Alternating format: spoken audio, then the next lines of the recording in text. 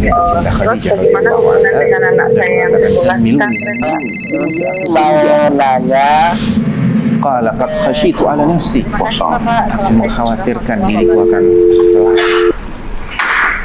Bismillah, Assalamualaikum warahmatullahi wabarakatuh. Alhamdulillah, wassalatu wassalamu ala rasulillah wa ala alihi wa ashabihi wa man tabi'ahum bi ihsanin ila yaumiddin, amma ba'du. Ikhwatul Islam, a'adzani Allah wa iyyakum, para pemirsa Fatwa TV dan juga para pendengar radio dimanapun Anda berada. Alhamdulillah, senang sekali di kesempatan yang berbahagia ini kami dapat menyapa Anda kembali di program live interaktif bertemakan tentang meneladani akhlak Rasulullah SAW. Dan program ini diasuh dan juga dibimbing oleh guru kita, Al-Ustadz Dr. Sufyan Baswedan Hafizahullah Ta'ala, yang dimana beliau adalah selaku ketua dari anggota Dewan Fatwa Perhimpunan Al-Irsyad. Salawat dan salam semoga tercurahkan dan tersampaikan kepada suri tauladan kita Nabi Muhammad Sallallahu Alaihi Wasallam beserta para keluarganya, para sahabatnya, juga para pengikut yang setia hingga akhir zaman nanti. Ikhwatul Islam, a'adzani Allah wa iyyakum, dan alhamdulillah telah terhubung bersama guru kita Al-Ustadz Dr. Sufyan Baswedan Hafizahullah Ta'ala langsung dari studio Fatwa TV di Solo, Jawa Tengah, dan kita sapa beliau dahulu. Assalamualaikum warahmatullahi wabarakatuh, Ustadz. Waalaikumsalam warahmatullahi wabarakatuh. Nah, bagaimana kabarnya, Ustaz? Rahmat. Alhamdulillah sehat. Alhamdulillah, barakallahu fiikum, Ustaz. Kami ucapkan terima kasih kepada Ustaz yang telah meluangkan waktu di kesempatan kali ini, Ustaz. Barakallahu fiikum. Ikuti Islam, a'adzani Allah wa iyyakum, kami mengajak Anda untuk berpartisipasi. Silakan jika Anda ingin mengajukan pertanyaan kepada Ustadz, Anda bisa menghubungi layanan telepon kami di 021 2123 2333 dan nomor telepon tersebut tertera di layar kaca Anda saat ini. Dan kepada Ustadz, mohon izin sambil menunggu penelpon yang masuk, kita bacakan pertanyaan pertama, Ustadz. Ya, tafadhol. Ya. Bacakan pertama. Bismillah, dari hamba Allah, Ustaz. Assalamualaikum, Ustaz. Ahsanallahu ilaikum. Bagaimana cara menumbuhkan prasangka baik kepada diri sendiri, kepada orang lain, dan juga kepada Allah Subhanahu wa Ta'ala, Ustaz? Mohon nasihatnya, jazakallahu khairan. Bismillahirrahmanirrahim. Alhamdulillah, wassalatu wassalamu ala khairi khalqillah Muhammad ibn Abdullah wa ala alihi wa sahbihi wa man walah, amma ba'd. Barakallahu fiik. Terkait dengan pertanyaan bagaimana menumbuhkan persangkaan yang baik terhadap diri sendiri, orang lain, dan kepada Allah Subhanahu wa Ta'ala, saya akan jawab dari yang terkait dengan Allah Subhanahu wa Ta'ala terlebih dahulu. Perlu kita ketahui bahwasanya di antara sifat-sifat Allah adalah sifat rahmah, sifat hikmah, sifat adil. Tidak mungkin Allah itu melakukan kezaliman. Artinya, apapun yang Allah tetapkan, apapun yang Allah takdirkan, pasti akan mengandung hal-hal yang saya sebutkan tadi, karena itu adalah bagian dari sifatnya Allah Subhanahu wa Ta'ala. Walaupun itu musibah, ada sisi rahmahnya, karena musibah ini ketika disikapi dengan sikap yang baik, yang tepat, dengan sabar, dengan ihtisabul ajr, mengharap pahala, dia akan menjadi penggugur dosa. Berarti dia adalah beriman dan dia mampu memposisikan dirinya sebagaimana mestinya. Sifat hikmahnya Allah, hikmah adalah wada'u syai'i fi mawdi'ihi, menempatkan sesuatu pada tempat yang semestinya. Allah menguji kita, Allah menakdirkan kita menghadapi hal-hal yang tidak enak. Jangan suudzon kepada Allah. Kenapa kita nggak boleh suudzon kepada Allah, dan kenapa setiap suudzon kepada Allah adalah pasti salah? Saya katakan pasti salah, karena pertama, kita ini miliknya Allah. Jadi mau diapa-apain oleh Allah, ya terserah Allah lah. Wong kita ini mutlak, dari ujung rambut sampai ujung kaki adalah milik Allah. Bahkan jagat raya semuanya milik Allah. Walillahi ma fis samawati wa ma fil ard. Inna lillah wa inna ilaihi raji'un. Jadi terserah Allah, mutlak. Allah bebas berbuat apapun terhadap kita. La yus'al amma yaf'al wa hum yus'alun. Nah, adanya persangkaan tidak baik itu karena mereka tidak faham sifat-sifat Allah Subhanahu wa taala, karena karena kejahilan mereka terhadap Al-Khaliq, muncullah dugaan-dugaan yang tidak baik. Ya. Mereka tidak paham hikmahnya Allah. Jadi untuk bisa menumbuhkan husnudzon kepada Allah, kenali tauhid dari ketiga aspeknya, dari rububiyahnya, dari uluhiyahnya, dan juga dari asma dan sifat Allah Subhanahu wa taala. Pelajari sebaik mungkin dan amalkan.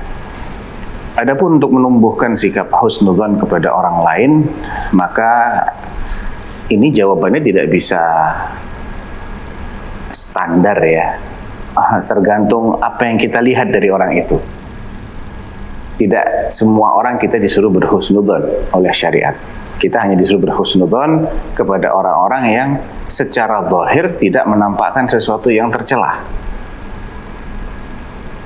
Sayyidina Umar bin Khattab radhiyallahu anhu dalam Sahih Bukhari, beliau mengatakan, kana unasun yukhaduna bil wahyi ala ahdi Rasulillah sallallahu alaihi wasallam. Dulu di masa Rasulullah, orang-orang itu dinilai berdasarkan wahyu yang turun kepada Rasulullah. Ada wahyu turun menjelaskan tentang si fulan, orang ini orang muslim yang baik, ini adalah orang yang fasik, ini adalah munafik, ini bakal mati kafir, dan seterusnya. Kemudian Sayyidina Umar melakukan, wa innal wahya qad inqata wa innama nu'akhidhukumul ana bima dhahara lana min a'malikum. Tapi kan wahyu sekarang sudah berhenti dengan wafatnya Rasulullah. Beliau berbicara ketika beliau menjabat sebagai khalifah. Dan kami sekarang hanya bisa menilai kalian berdasarkan apa yang kalian tampakkan di mata kami. Faman adhara lana husnan aminnahu wa qarrabnahu wa laysa lana min sariratihi syai' Allahu yuhasibuhu fi sariratihi. Siapa yang menampakkan sesuatu yang baik kepada kami, ya kami akan percayai dia, kami akan jadikan dia orang-orang yang terdekat dengan kami beri amanah dan seterusnya. Kami nggak ada urusan dengan isi hatinya. Allah nanti akan menghisab isi hatinya. Seandainya dia ini hanya pura-pura dan kami terkecoh, kami terkelabui, kami nggak berdosa karena kami menilai berdasarkan yang zahir. Jadi husnudzon atau suudzon itu berdasarkan yang zahir. Orang yang menampakkan sesuatu yang baik, kita disuruh husnudzon. Selagi tidak tahu yang sebaliknya, selagi kita belum mengetahui yang sebaliknya. Tapi orang yang menampakkan sebaliknya, perilaku, akhlak, tutur kata, sikap yang tercela, ya kita disuruh menilai berdasarkan apa yang kita ketahui. Nah, adapun dengan diri kita, ya kita lebih kenal diri kita. Saya agak bingung kalau ditanya bagaimana menumbuhkan husnudzon kepada diri sendiri. Lah, Anda lebih kenal diri Anda daripada siapapun. Orang mau muji-muji perbuatan Anda lebih tahu apakah Anda lakukan ini ikhlas karena Allah, mengharap akhirat, atau karena cari pujian. Anda lebih tahu diri Anda, sehingga Anda yang menilai. Saya tidak bisa berikan jawaban di sini ya, nggak tahu saya rumusnya bagaimana gitu, karena kita lebih tahu diri kita sendiri. Nah, Masya Allah. Nah, Ustaz, jazakallahu khairan wa barakallahu fikum atas jawaban dan penjelasannya. Demikian yang bertanya, semoga bisa menjadi tambahan ilmu yang bermanfaat. Dan kita bacakan pertanyaan berikutnya, Ustaz, dari hamba Allah di Pekanbaru, Riau. Assalamualaikum Ustaz, bagaimana cara kita menyikapi perbedaan pendapat dan bagaimana cara kita dalam kurung orang awam memilih di antara pendapat tersebut? Apakah kita pilih terserah atau pilih yang lainnya, Ustaz? Mohon nasihatnya dan penjelasannya, jazakallahu khairan. Taib, ini berarti terkait masalah yang ada perbedaan pendapat di kalangan para ulama, masalah syar'i. Jawabannya begini. Pertama, orang awam itu punya kewajiban bertanya kepada yang berilmu. Jadi kewajiban dia pertama bertanya. Yang kedua, dia harus cari orang yang tepat untuk ditanya. Nggak boleh sembarangan bertanya. Baik bertanya secara langsung, mencari orangnya, didatangi, ditanya, atau dia mencari fatwa dari orang yang berilmu, walaupun tidak ketemu langsung dengan yang bersangkutan. Nah, tentunya ada sesuatu yang mungkin akan sedikit membingungkan ya, yaitu ketika dia menemukan ini ulama ini terkenal, ini juga ulama juga terkenal, tapi kenapa ya fatwa mereka berbeda? Nah, tentunya sebelum dia memilih mana yang saya ikuti, dia harus pastikan dulu ketika fatwa yang dia dapatkan ini adalah fatwa tertulis. Ya, bukan dia tanya langsung. Karena ada perbedaan antara orang yang bertanya langsung dengan orang yang berusaha memahami fatwa yang tertulis. Yang kedua ini tidak semudah yang pertama, saya katakan. Kenapa? Karena belum tentu konteks pertanyaan yang disampaikan kepada si alim A itu sama persis dengan konteks pertanyaan yang disampaikan kepada alim B, sehingga jawaban mereka tidak bisa dianggap sebagai kontradiksi kalau memang pertanyaannya tidak sama persis. Nah, kadang-kadang orang itu tidak membaca dengan seksama pertanyaan yang diajukan. Dia hanya lihat kesimpulan akhirnya saja, atau dia hanya baca sepintas dengan keterbatasan dia, akhirnya dia simpulkan yang ini membolehkan, yang ini melarang, padahal konteksnya mungkin berbeda. Oleh karena itu sebaiknya saran saya adalah tanya. Supaya apa? Supaya orang yang ditanya ini dia akan bisa memverifikasi terlebih dahulu. Barangkali ada 1-2 hal yang perlu dijelaskan oleh si penanya, yang itu akan mempengaruhi fatwa. Sedangkan kalau dia tidak bertanya, dia nggak bisa menjelaskan hal itu kepada tulisan, nggak mungkin. Tulisan ini sangat rentan dengan disalahfahami, rentan dengan adanya kesalahan penerjemahan dan lain sebagainya. Jadi karena yang bertanya adalah orang awam, maka saran saya tanya kepada orang yang paling terkenal mumpuni dalam masalah ini siapa. Kalau Anda nggak tahu juga, Anda tanya kepada ustadz-ustadz yang Anda kenal. Tanyakan kepada santri-santri penuntut ilmu, siapa yang paling ahli dalam masalah fikih yang bisa saya tanya di sini. Selagi Anda mampu datang kepada orang tersebut atau menghubungi orang tersebut, maka itu masih dalam kewajiban Anda. Kalau misalnya orang ini sedang tidak dapat dihubungi, Anda cari kepada orang berikutnya yang mampu memberikan jawaban atas masalah ini. Cari dulu. Sudah ketemu, tanyakan kepadanya. Ketika dia telah memberikan jawaban, sudah, Anda ikuti jawabannya. Karena Anda orang awam, Anda tidak bisa mentarjih. Nanti, saya nggak puas dengan jawaban ustadz ini, saya mau tanya sama ustadz lain. Ustadz lain jawabannya berbeda. Terus Anda ingin melakukan tarjih, Anda bukan ahlinya untuk tarjih, Anda orang awam. Jadi, kewajiban Anda adalah tanya kepada orang yang dikenal paling ahli dalam masalah ini. Karena di zaman kita ini ilmu itu mulai memiliki spesialisasi.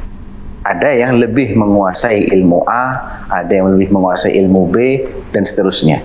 Kalau masalahnya masalah fikih misalnya, fikih pun ada yang terpecah lagi. Ada fikih muamalah, ada fikih ibadah. Ada lagi fikih jinayah terkait dengan tindak pidana dan sanksinya. Ada lagi fikih usrah, fikih keluarga, ya, tentang masalah-masalah rumah tangga. Nah, mungkin sama-sama dia ini lulusan fakultas syariah misalnya ya, tapi ada di antara mereka yang lebih lama bergelut dengan fikih muamalah, sehingga dia lebih memahami seluk-beluk perkara ini.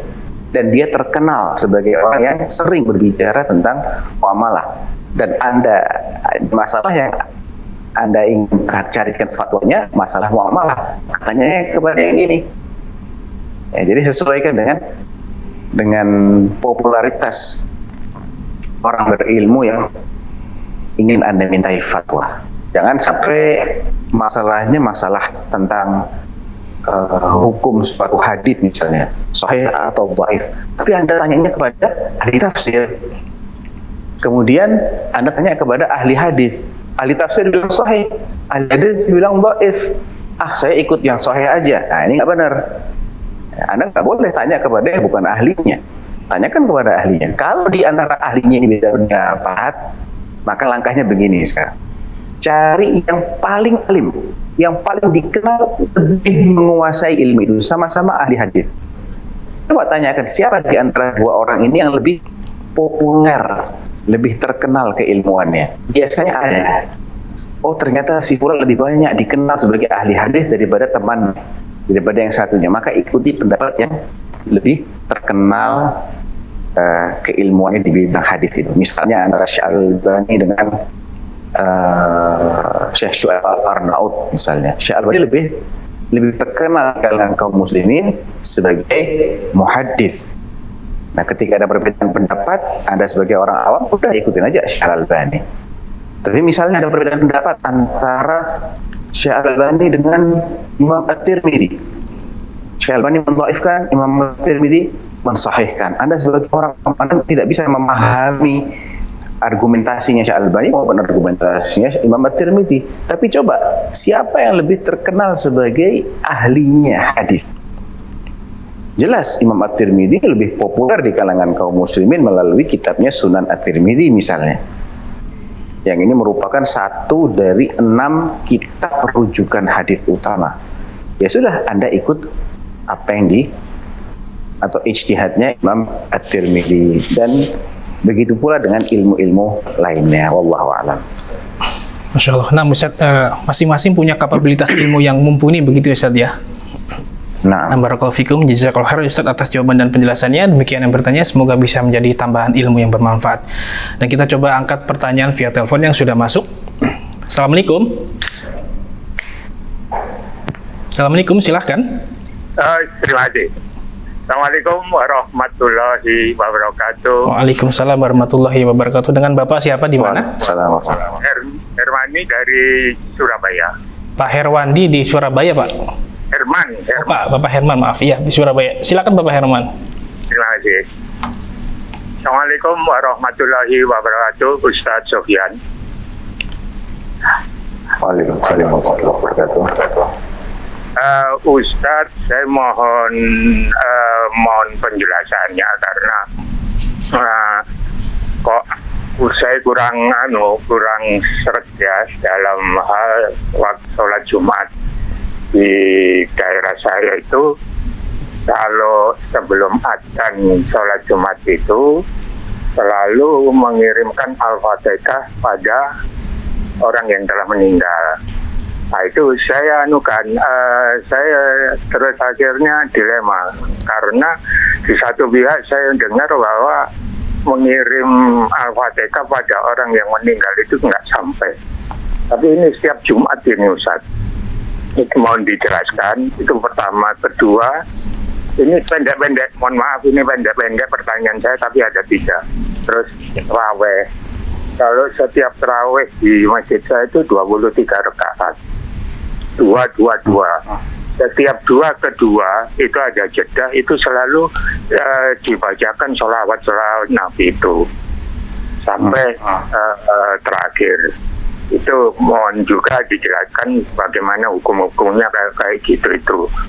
Ketiganya Ustaz, saya membaca di teks yang di fatwa ini, kebiasaan Rasulullah itu kan al-yamul witir sama sholat duha. Bukhari 1178. Tetapi saya membaca di buku fatwa 1 yang dari fatwa Ibu itu kok sholat duha itu enggak selalu dilakukan oleh Rasul. Hanya aja kalau setiap saat aja, kalau misalnya mulel nggak sempat dilakukan atau habis bepergian baru sholat duha. Mohon dijelaskan Ustaz Sofyan. Assalamualaikum warahmatullahi wabarakatuh. Waalaikumsalam warahmatullahi wabarakatuh. Ya, terima kasih Bapak Herman. Tafadhol Ustaz. Baik. Aduh, anak kalau 3 pertanyaan sekaligus tuh kadang. Yang pertama tadi apa? Yang pertama perihal tentang Dicatat, sebelum ya? azan sholat Jumat selalu mengirim Al-Fatihah Ustaz. Hukumnya bagaimana? Baik. Pertama, masalah apakah kiriman Al-Fatihah itu pahalanya sampai atau tidak. Masalah ini di kalangan ulama salaf itu terbagi menjadi 2. Ya, artinya mereka bukan bersepakat semuanya mengatakan tidak ada yang sampai. Enggak. Ada kok yang mengatakan amalan-amalan seperti itu tuh bisa sampai mengirimkan pahala bacaan Quran, yaitu menurut sebagian ulama dari madhab yang 4 bahkan itu sampai. Kalau menurut madhab kita, madhab yang mayoritas di Indonesia ya, madhab Imam Asy-Syafi'i rahimahullah, beliau membatasi yang sampai itu hanya doa, kemudian sedekah untuk pahalanya diniatkan bagi yang sudah meninggal, dan demikian pula mengqadha puasa sunnah atau mengqadha puasa ya, baik wajib maupun sunnah, kemudian menghajikan atau mengumrohkan. Tapi madhab yang lain, di antaranya madhab Hambali, mengatakan yang lainnya juga sampai. Jadi kita harus sikapi ini dengan sikap toleran. Itu yang pertama. Tapi kalau suatu ibadah itu dijadikan sebagai rutinitas dan dikhususkan waktunya atau tempatnya, maka ini harus ada dalil terpisah. Tidak cukup dalil yang sifatnya umum. Nah, ini kan pertanyaannya di hari Jumat antara adzan dan iqamah atau bagaimana tadi ya, saya agak lupa, itu ada pembacaan Al-Fatihah untuk orang yang sudah meninggal. Ini harus ada dalil khususnya. Kalau Anda ingin kirimkan Al-Fatihah, kirimkan aja kapan aja Anda ingin mengirimkan. Jangan dikhususkan harus di hari Jumat, dijadikan sebagai rutinitas, ya, ditentukan waktunya setelah azan atau sebelum iqamah atau bagaimana. Nah, Nabi tidak mencontohkan itu, ya sudah, kita jangan melakukan sesuatu yang sifatnya nambah-nambahin gitu loh. Seandainya itu adalah waktu yang paling afdal, maka pasti yang pertama kali ngajarin kita itu adalah Rasulullah SAW. Dan yang paling antusias untuk mengamalkannya adalah para sahabat Nabi. Jadi sejauh ini saya tidak pernah mengetahui ada perintah dari Nabi, ada anjuran seperti itu. Saya juga tidak mendapatkan riwayat yang menyebutkan para sahabat mengamalkan hal tersebut, tidak. Jadi ini dikhawatirkan akan menjadi bid'ah. Walaupun sekali lagi loh ya, hukum asal masalah mengirimkan bacaan Al-Quran ini nyampe atau tidak itu masalah ijtihadiyah, ada perbedaan pendapat. Tapi ketika dia dikhususkan, nah ini perlu dalil khusus. Kalau tidak ada dalil khusus, jadilah dia bid'ah. Ya. Yang kedua tadi seputar sholat duha ya kalau nggak salah ya, atau sholat witir. Sholat tarawih Ustaz.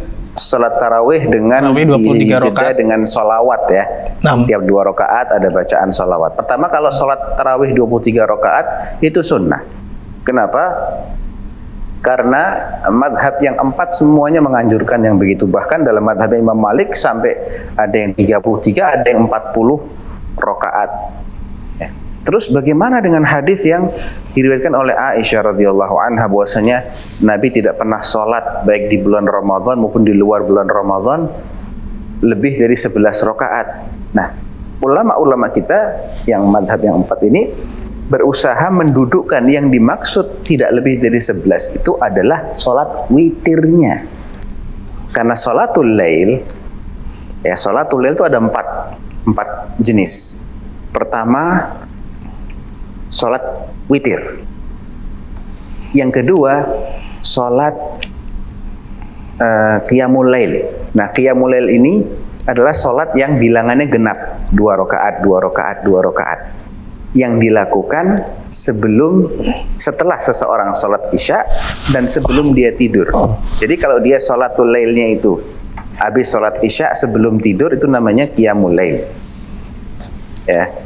Kalau dia sholatnya setelah tidur dulu, misal habis sholat isya, dia sholat ba'diyah 2 rakaat, habis itu dia tidur, sejam 2 jam kemudian tidur, kemudian ketika waktu malam masih tersisa, dia bangun jam 12, jam 1, jam 2, jam 3, misalnya setengah 4, dia bangun, baru dia sholat.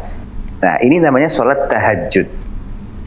Ya, sholat 2 rakaat, 2 rakaat, 2 rakaat itu namanya tahajud. Jadi bedanya tahajud dengan qiyamul lail atau dengan sholatul lail adalah kalau tahajud itu dilakukan setelah dia tidur dulu, setelah bangun tidur, tapi belum subuh. Tapi kalau qiyamul lail itu sendiri, maka sebelum dia tidur di malam hari. Yang jenis keempat adalah sholat tarawih. Nah, jadi ketika kita menemukan Nabi nggak pernah sholat lebih dari 11 rakaat dan itu ditafsirkan sebagai sholat witir, ya berarti kalau kita tidak menghitung witir, tidak ada masalah lebih dari 11. Misalnya 10 rakaat atau 12 rakaat adalah sholat qiyamul lailnya, sholatul qiyamnya 12 rakaat. Setelah itu dia tambah witir 11. Berarti totalnya adalah 23. Tidak ada masalah. Atau dia 20 rakaat qiyamul lail, witirnya 3, nggak ada masalah. Jadi witir itu pilihannya banyak. 1, 3, 5, 7, 9, 11. Ada 6 pilihan untuk sholat witir. Nabi tidak pernah lebih dari 11 rakaat witirnya. Tapi kalau qiyamul lail tidak ada dalil yang membatasi qiyamul lail, paket qiyamul lail Nabi itu tidak lebih dari 11. Nggak ada dalil yang spesifik yang jelas-jelas mengatakan begitu. Ya, ini terkait dengan 23-nya. Terkait dengan jedanya diiringi dengan sholawat, saya tidak mendapatkan dalil khusus. Dan kembali kepada jawaban yang pertama, kalau kita ingin mengkhususkan suatu ibadah yang pada dasarnya itu ibadah yang diperintahkan, tapi tidak dikhususkan pada waktu tertentu, maka jangan dikhususkan pada waktu tertentu. Sholawat itu bagus, nggak ada yang mempermasalahkan bacaan sholawat. Cuman kalau seseorang mengkhususkan, saya tiap kali mendengar orang bersin, saya akan bersolawat, jadinya bid'ah, nggak jadi sunnah. Karena Nabi nggak ngajarin kalau dengar orang bersin baca sholawat. Baca sholawat aja. Jangan dikait-kaitkan dengan orang bersin misalnya. Baca sholawat, jangan dikait-kaitkan dengan sholat 2 rakaat tarawih kemudian sholawat. Habis itu 2 rakaat sholawat. Kenapa harus nunggu 2 rakaat dulu? Gitu loh. Ya, itu terkait dengan tarawih. Jadi kalau Anda mendapati seperti itu, Anda nggak usah ikut. Ya, Anda isi dengan yang lain. Ya, isi dengan zikir, isi dengan apa? Begitu. Yang maksudnya nggak usah ikut melafatkan sholawatnya, ikut tarawihnya nggak apa-apa, tapi nggak usah mengikuti ritual-ritual yang dilakukan di antara tiap 2 rakaat tadi yang tidak berdasarkan dengan dalil yang sahih. Yang ketiga terkait dengan sholat duha. Tadi kan disebutkan ada hadis Bukhari nomor 1178 atau berapa tadi ya. Saya tidak tahu itu terjemahannya, kayaknya ada yang kurang ya. Setahu saya Nabi tidak menyebutkan dirinya, tapi Abu Hurairah radhiyallahu anhu itu berkata begini, "Ausani khalili bi thalathin la ad'uhunna ma hayyitu."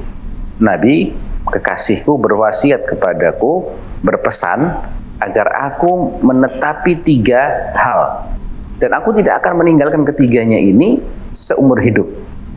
Kemudian disebutkan 2 rakaat duha, sholat witir, sama puasa 3 hari. Saya tidak ingat kalau itu namanya ayyamul bid. Yang saya ingat redaksinya adalah puasa 3 hari setiap bulan Hijriyah. Jadi tidak harus pada ayyamul bid. Ini juga banyak orang awam yang memiliki pemahaman yang tidak tepat terkait puasa 3 hari. Jadi puasa 3 hari ini sangat fleksibel. Anda mau gabung di awal bulan tanggal 1, 2, 3 misalnya, silahkan. Atau di akhir bulan 26, 27, 28, 27, 28, 29, silahkan. Atau di tengah-tengah 13, 14, 15, maju dikit, mundur dikit, silahkan. Dipencar-pencar juga boleh karena hadisnya umum, puasa 3 hari setiap bulan. Nah, jadi yang diberi pesan seperti ini adalah Abu Hurairah. Itu yang saya tahu ya. Yang saya tahu riwayat yang sahih begitu. Kalau Nabi menceritakan dirinya senantiasa sholat witir, ya, sholat witirnya betul. Aisyah radhiyallahu anha mengatakan ada 2 sholat yang tidak pernah ditinggalkan oleh Nabi, baik dalam keadaan safar maupun hadar, artinya tidak safar, yaitu sholat qabliyah fajr 2 rakaat itu dan sholat witir. Tapi kalau puasa 3 harinya, Allahu a'lam, ana nggak tahu. Karena Aisyah radhiyallahu anha juga meriwayatkan kadang tuh Nabi itu kelihatan puasa terus, bertubi-tubi, sampai kita ngira kayaknya nggak akan berhenti nih puasanya. Tapi kadangkala sebaliknya, Nabi ini nggak puasa, besok nggak puasa, besok nggak puasa, besok nggak puasa, sampai kami ngira kayak nggak bakalan puasa 1 bulan ini. Dan beliau juga meriwayatkan, Aisyah mengatakan, saya tidak pernah melihat Nabi itu puasa sebulan suntuk full kecuali bulan Ramadan. Setelah itu tidak ada bulan yang diisi oleh puasa sedemikian banyaknya oleh Nabi seperti bulan Sya'ban. Artinya bahkan lebih dari 3 hari, hampir full bulan Sya'ban. Jadi itu kalau berdasarkan riwayat yang saya tahu, yang saya hafal, saya kok tidak mengingat adanya riwayat yang menyebutkan Nabi ini rutin puasa 3 hari setiap bulannya pada Ayyamul Bid. Ya, tapi itu sifatnya adalah sesekali begitu, sesekali tidak seperti itu. Terkait dengan sholat duha, bahkan Ibnu Qayyim dalam kitab beliau Zadul Ma'ad menukil sejumlah riwayat dari Aisyah seperti yang Bapak sebutkan tadi, bahwa sholat duhanya Nabi itu kalau datang dari safar. Adapun menjadi rutinitas harian tidak ada. Sesekali iya, betul, sesekali. Kadang 2 rakaat, kadang beliau pernah juga sholat sampai 8 rakaat di waktu duha. Itu ketika Fathu Makkah, penaklukan kota Makkah, sebagaimana diriwayatkan oleh Ummu Hani binti Abi Thalib. Beliau mendapati Nabi di waktu duha sholat 8 rakaat. Jadi itu sifatnya tidak menjadi rutinitas harian. Oleh karena itu Ibnu Qayyim menyimpulkan setelah mengumpulkan berbagai macam dalil yang ada, ya yang lebih sesuai dengan sunnah adalah manakala seseorang itu tidak menjadikannya sebagai rutinitas. Ya, sholat duhanya itu, karena memang Nabi sendiri tidak menjadikan sebagai rutinitas harian. Tapi seandainya orang mau mengamalkan, tidak ada masalah. Dia tidak dikatakan dia telah melakukan bid'ah, tidak, karena Nabi berpesan kepada Abu Hurairah untuk sholat duha, dan Abu Hurairah memahami pesan ini sebagai pesan yang sebaiknya dia lakukan sepanjang hidupnya. Jadi mau rutin sholat duha ada pijakan hukumnya, mau tidak rutin ada juga pijakan hukumnya. Ya, saya tidak katakan itu salah, tidak ya, jangan sampai salah paham. Sholat duha tiap hari bagus, apalagi kalau dibarengi dengan niat saya ingin mensyukuri nikmat memiliki 360 sendi yang sehat hari ini. Dan Nabi SAW mengatakan kalau ingin bersyukur untuk 360 sendinya bisa dengan 2 rakaat di waktu duha. Kalau niatnya seperti itu, maka tidak ada masalah. Dia terhitung melakukan amal soleh yang besar pahalanya, insya Allah. Allahu a'lam. Masya Allah. Thayyib Ustaz, jazakallahu khairan wa barakallahu fikum atas jawaban dan penjelasannya. Demikian Bapak Herman di Surabaya, semoga bermanfaat jawabannya. Dan kita angkat pertanyaan kembali dari web. Kita angkat pertanyaan via telepon yang sudah masuk. Assalamualaikum Fatwa TV. Ya.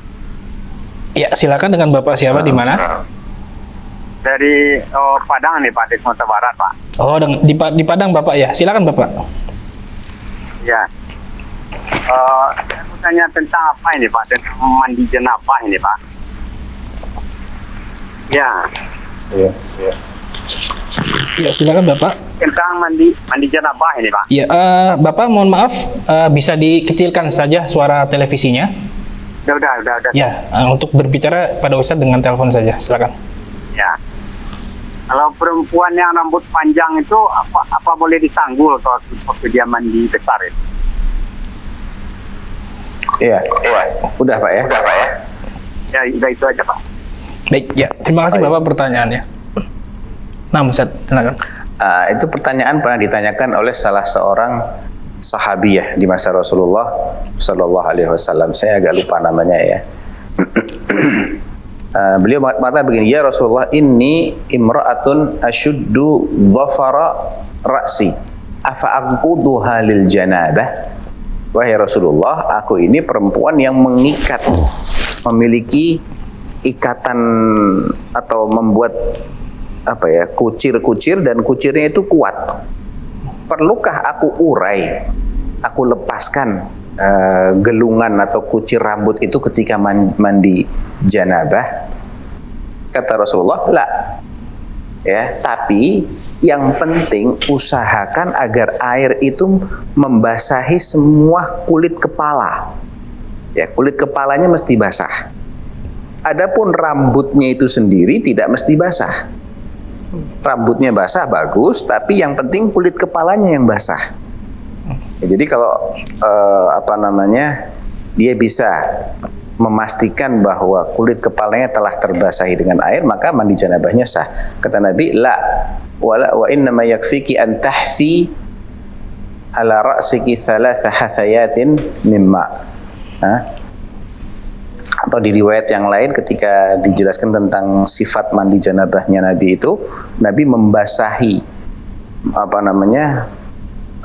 rambutnya itu, pangkal rambutnya ya, dengan air sehingga merasa sudah cukup terbasahi, istilahnya cukup kenyang terkena air kepalanya ini, baru beliau kemudian mengguyurkan air ke sekujur tubuhnya. Jadi intinya itu, Pak. Nah, mau dilepas nggak dilepas, yang penting kulit kepala terbasahi semua. Kalau itu tidak mungkin terbasahi kecuali dengan melepas, maka melepasnya harus menjadi wajib. Karena apa? Ma la yatimul wajib illa bihi fahuwa wajib. Kaidah fikihnya begitu. Suatu kewajiban yang tidak akan bisa terrealisasi kecuali dengan cara ini, maka cara ini pun hukumnya menjadi wajib. Nah, Masya Allah, Taib Ustaz, jazakallahu khairan atas jawaban dan penjelasannya. Demikian yang bertanya, semoga bisa difahami. Dan kita angkat pertanyaan via telepon yang sudah masuk. Assalamualaikum Fatwa TV. Assalamualaikum Ustaz. Ya, dengan Abu Foris di Bukit Tinggi, silakan. Ya. Puro. Oh gini Ustaz. Mau nanya yang masalah yang Ustaz Sufyan tadi bilang, ada yang sholat duha tadi, ada yang pijakan hukumnya, ada yang bilang sholat itu setiap hari, terus ada yang enggak itu. Nah, ada satu lagi yang mau saya tanya itu, karena kayak kita sujud itu kan ada yang bilang lutut dulu baru tangan, Ustaz. Nah, ada yang bilang tangan juga dulu baru lutut gitu. Nah, yang mau saya tanya itu, kita milih di antara dua landasan hukum itu gimana, Ustaz? Apakah kita boleh kombinasiin aja, Ustaz, dari dua itu? Misalnya kita sekarang kadang kita pakai yang misalnya sujud lutut dulu baru tangan, terus lain waktu kita tangan dulu baru lutut, gitu, Ustaz. Itu aja, Ustaz. Waalaikumsalam warahmatullahi wabarakatuh. Insya Allah, selagi jenis khilafnya adalah khilaf tanawwu'. Khilaf tanawwu' itu khilaf yang mengarah kepada ragam. Karena khilaf itu ada dua macam, perbedaan pendapat itu ada dua macam. Perbedaan pendapat yang sifatnya ragam tapi tidak saling bertentangan, atau perbedaan pendapat yang sifatnya bertentangan. Misal si A bilang boleh, si B bilang nggak boleh. Si A bilang ini sunnah, si B bilang ini bid'ah. Nah, kalau bentuk khilafnya itu khilaf yang tabad, khilaf yang kontradiktif, yang satu membolehkan, yang satu mengharamkan, melarang, yang ini membid'ahkan, yang ini menyunnahkan, dan dua-duanya ulama ahlus sunnah misalnya, kita nggak boleh sesekali begini, besok begini. Ini namanya orang yang tidak berpendirian. Ya, dia menggabungkan antara dua pendapat yang kontradiksi, nggak bisa digabungkan. Kontradiktif itu pilih salah satu.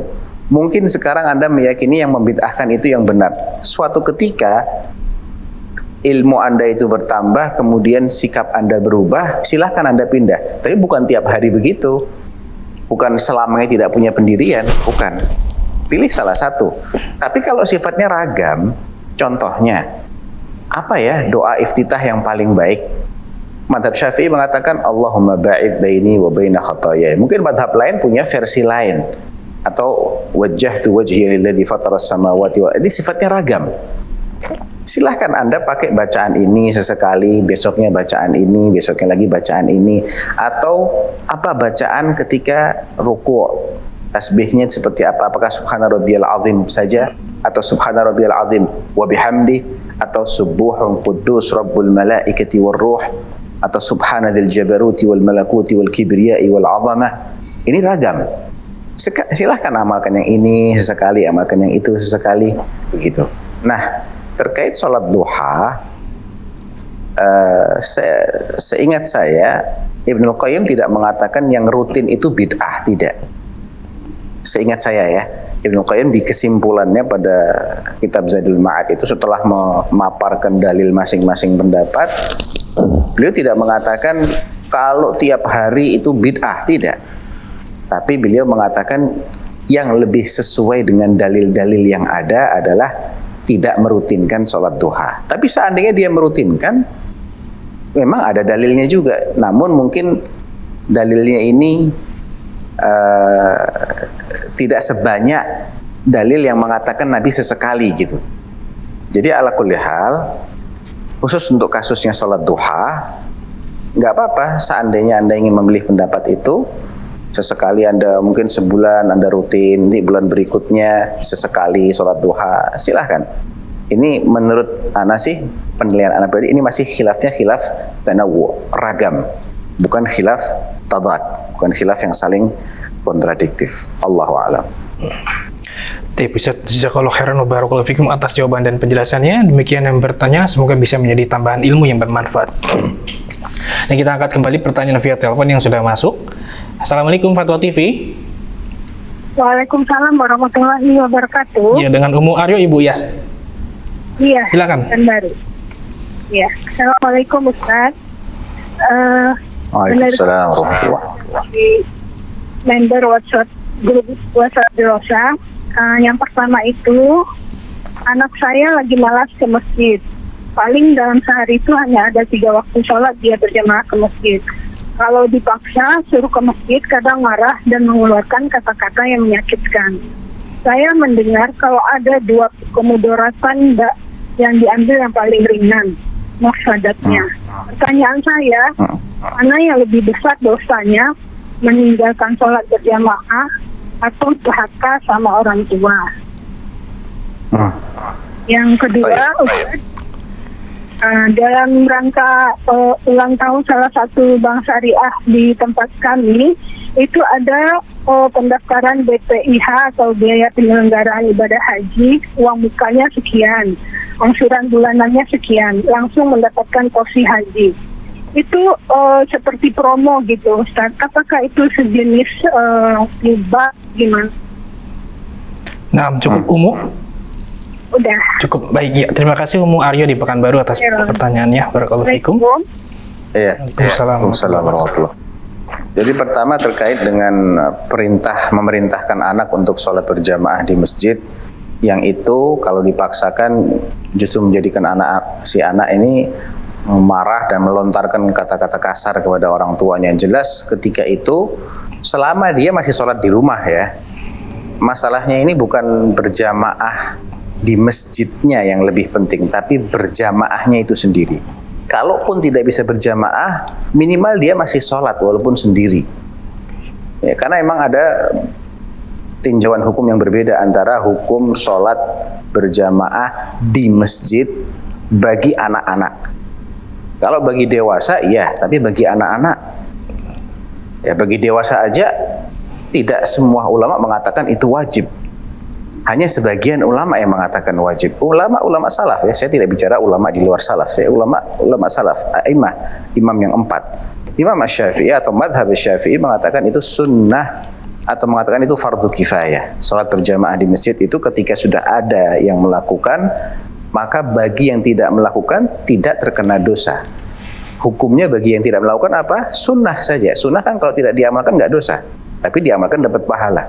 Nah, sehingga boleh jadi pilihannya adalah saya suruh dia mengamalkan sunnah tapi akhirnya dia berbuat yang haram, atau saya nggak suruh dia mengamalkan sunnah dan dia tidak berbuat yang haram. Ya jelas pilihan yang kedua wajib dipilih, nggak bisa dibandingkan, karena pilihan yang kedua ini tidak ada madaratnya, sedangkan pilihan yang pertama madaratnya besar sekali. Amalan sunnah tidak wajib, mengeluarkan kata-kata kasar itu dosa besar. Sedangkan yang kedua ini, dia tidak meninggalkan sesuatu yang wajib. Dia tidak sholat di masjid, tapi masih sholat di rumah.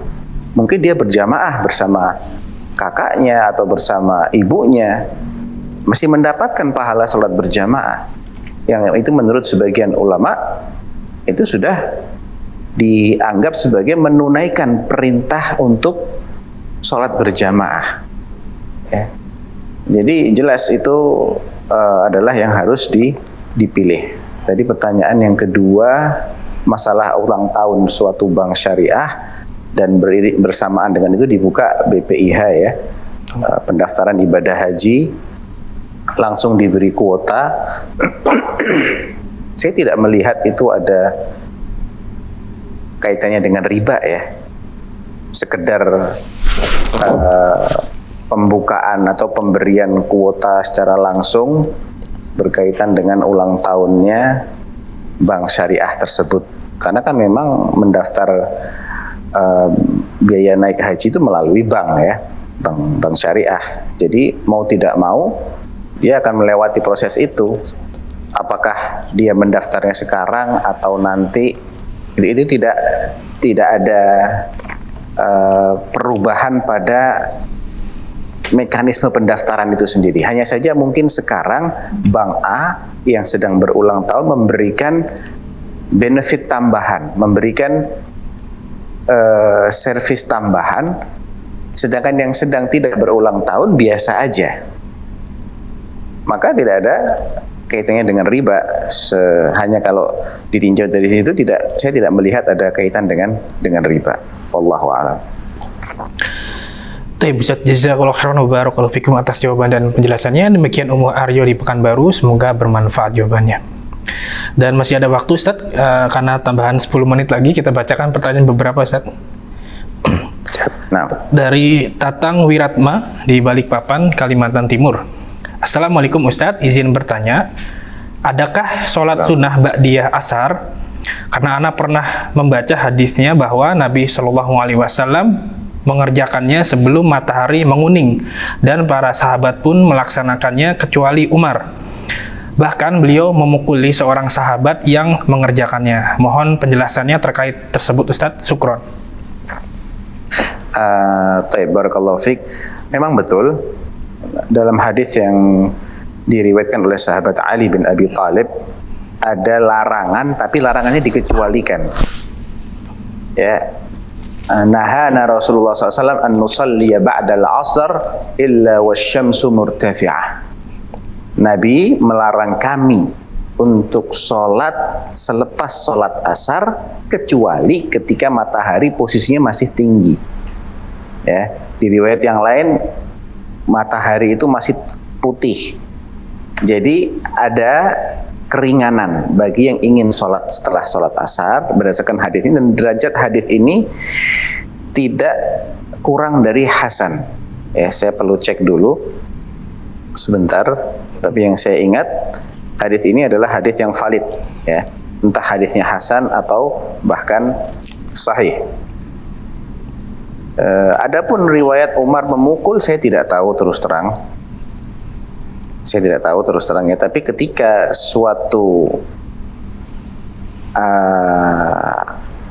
suatu ibadah itu telah memiliki dalil yang valid, ada kemungkinan dalil ini belum diketahui oleh sebagian sahabat sehingga dia mengingkarinya.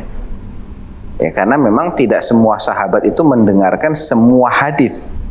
Tidak mungkin semua sahabat mengetahui semua hadis itu sesuatu yang mustahil.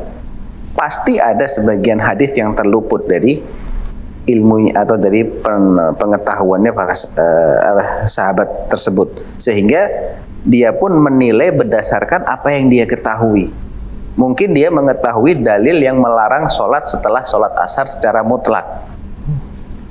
Dia tidak tahu kalau ada pengecualian. Ketika ada satu hadis saja yang dia tahu, berarti dia akan menyimpulkan larangan ini mutlak. Kok ada yang nekat, saya pukul. Boleh jadi itu alasannya kenapa Sayyidina Umar sampai memukul orang yang sholat setelah sholat asar. Tapi seandainya dia mengetahui dua hadis, yang ini dia tahu, kemudian hadisnya Ali bin Abi Thalib yang ada pengecualian dia juga tahu, maka berarti yang benar-benar dilarang secara mutlak adalah kalau sholat sunnah setelah sholat asar itu dilakukan ketika posisi matahari sudah mulai condong ke barat, warnanya sudah tidak putih lagi, sudah mulai menguning, ya, memerah. Nah, itulah yang dilarang secara mutlak. Jangan sholat sunnah lagi. Ya, walaupun juga terlepas dari khilaf. Misalnya nih, sholat sunnah apa dulu? Kalau dia sholat sunnah yang memiliki sebab khusus, bukan sholat sunnah mutlak, maka madhab Syafi'i membolehkan. Contoh, sholat tahiyatul masjid misalnya. Kebetulan dia masuk masjidnya itu matahari sudah condong ke barat. Dia bukan niat sholat setelah sholat asar, tapi niat dia adalah sholat tahiyatul masjid. Atau dia sedang tawaf sunnah, sedang umroh misalnya. Selesai tawaf, itu matahari sudah condong ke barat, sudah menguning. Dia sholat 2 rakaat sunnah tawaf, gak ada masalah. Jadi begitu ya. Jadi kita perlu memahami duduk perkaranya. Memang betul ada hadis yang diriwayatkan oleh Sayyidina Ali, nahana Rasulullah SAW an nusalliya ba'dal asri illa wasyamsu murtafi'ah. Kalau nggak salah riwayatnya Imam Abu Dawud, dan derajat hadis itu adalah hadis yang valid insyaallah. Nah, Ustaz jazakallahu khairan atas jawaban dan penjelasannya. Demikian bertanya, semoga bisa difahami. Dan kita angkat pertanyaan satu lagi, Ustaz. Dari hamba Allah di Jakarta. Assalamualaikum Ustaz, izin bertanya, mohon nasihatnya untuk kami selaku orang tua yang akan mengkhitan anak. Waktu yang pas untuk mengkhitan anak laki-laki sesuai sunnah itu umur berapa ya Ustadz? Dan apakah jika dari kecil manfaatnya lebih baik untuk pertumbuhan si anak? Mohon nasihatnya, jazakallahu khairan. Tadi pertama, waktu yang terbaik untuk khitan ya. Khitan, Ustaz. Sesuai dengan sunnah adalah pada ya segera aja ya. Seingat saya sejauh ini saya tidak mengetahui dalil khusus yang menganjurkan khitan itu kapan. Yang penting sebelum balik. Ya, sebelum balik. Jadi mau bayi atau mau balita ya, atau usia SD, sesuaikan dengan kemampuan, dengan kemaslahatan. Ada kalanya orang dengan atau anak-anak dengan kondisi tertentu itu dia mengalami infeksi pada saluran kencingnya karena belum dikhitan. Itu pernah dialami oleh seseorang yang saya kenal, karena dia kebetulan gemuk bayinya, dan dokter menganjurkan ini harus segera dikhitan. Kalau enggak ini nanti akan terulang lagi. Nah, ketika sudah ada alasan yang secara medis itu bakal menimbulkan madarat bila tidak segera dikhitan, maka ketika itu bukan hanya dianjurkan mengkhitan, bisa jadi wajib khitan. Disegerakannya itu wajib. Jangan ditunda-tunda lagi. Ya, tapi ketika dia tidak memiliki kendala apa-apa dan dia kebetulan juga belum ada uang, belum siap uangnya, ya nggak apa-apa ditunda. Yang penting kalau bisa sebelum balik. Afdalnya sebelum balik. Kenapa? Karena khitan ini ada kaitannya dengan kesempurnaan istinja, kesempurnaan toharoh, ya, terutama bagi laki-laki ya, karena kan hukumnya itu sangat ditekankan bagi laki-laki.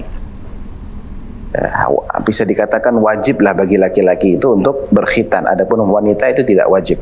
Kenapa? Karena saluran kencing dengan saluran kencing itu kalau masih tertutup oleh kulit, yang namanya kulub itu, maka dia bisa jadi masih menyisakan najis. Tidak semua najis itu keluar dan terbersihkan oleh air yang kita guyur ketika kita istinja. Nah, oleh karena itu ini rentan membatalkan keabsahan toharoh kita. Bayangkan ketika orang habis kencing, ya masih tersisa beberapa tetes najis yang itu tidak terbilas dengan air karena apa? Masih tertutup oleh kulubnya, oleh kulit yang harusnya dibuang itu. Kemudian dia wudhu dan dia sholat, maka wudhunya nggak sah, sholatnya nggak sah.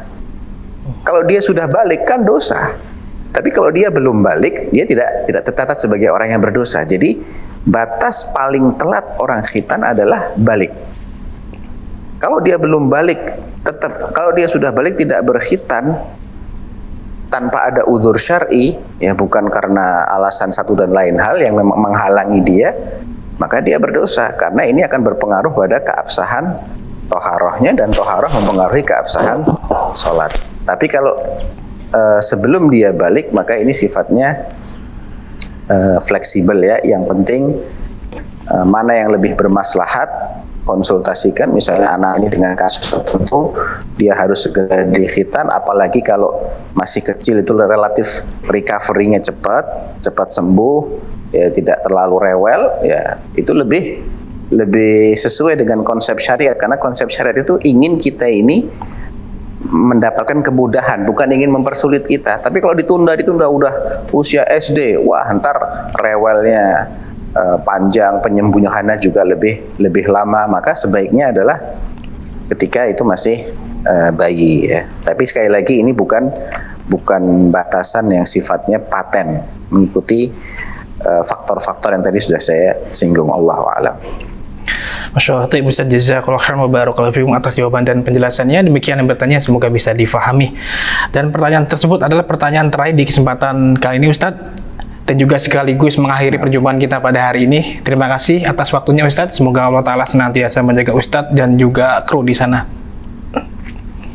Amin wa jazakumullahu khairan.